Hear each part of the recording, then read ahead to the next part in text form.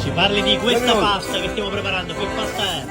Sono delle caserecce al limone, con una crema al limone. Gli ingredienti, il procedimento. Panna, limone, grattugiato e grana padano. Ed un primo piatto speciale a Limunario, il Festival del Limone a Capodorlando. Tutti i presenti avranno la fortuna di deliziare il proprio palato con questa specialità che parla di limone, parla di Sicilia, parla dei sapori della nostra bella terra.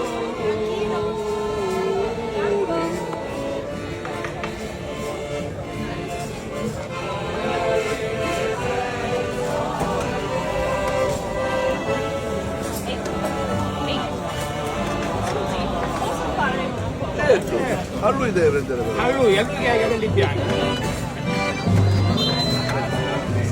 Cosa ne pensate di questo piatto? Lasciatelo scritto nei commenti.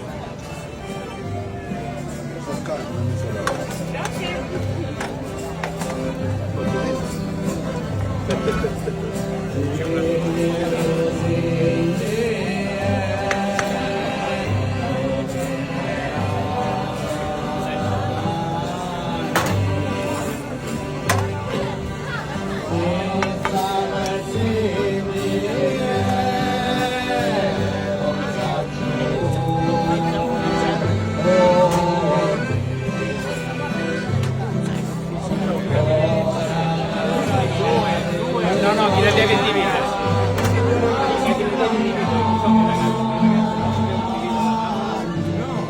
Ah, dividere, portarla? No, pensavo che voi stessi lo so. No, quello l'hanno detto mettere alla bacchetta, sì. Là ci sono le porchette, sì. Grazie. Ciao io. Grazie. No, questo è il mio, grazie. Grazie.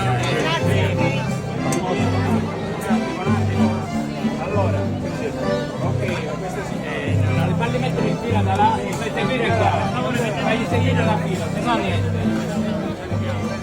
Quanta siete la scuola? Noi solo per il momento vi salutiamo, ma continuate a seguirci per tanti altri video sulla pagina di Bella Sicilia.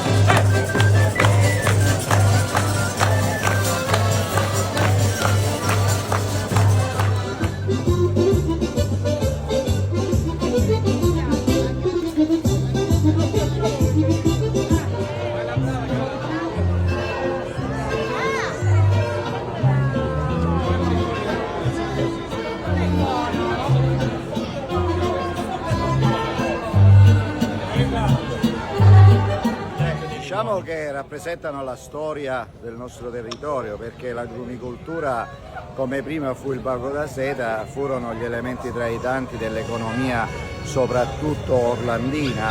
Lo è tuttora, certamente non come prima, però è un modo per ricordare ciò che ci ha consentito di diventare questa realtà importante che oggi è Capodorlando in Sicilia sostanzialmente, e quindi vogliamo ricordarlo proprio con questa intenzione sostanzialmente, quindi fare rivivere l'agricoltura orlandina, farla rivivere e ricordare ai nostri figli quanto è stata importante per il territorio. Come vede il futuro e qual è il suo sogno per Capodorlando prossimo? Beh, allora il futuro chiaramente lo vediamo molto nel turismo. Il mio sogno è quello che spero sia il sogno un po' di tutti i nebrodi, quello di poter raccordare la spiaggia, il mare, il turismo proprio estivo con il turismo culturale e quindi con le montagne, con le realtà, con le storicità dei nebrodi. Questo secondo me farebbe sì che questo territorio diventerebbe uno dei territori più attraenti, non solo a livello italiano ma europea e mondiale. Grazie Sindaco. Sindaco di Naso, un legame che definire indelebile, unico e poco, e molto di più.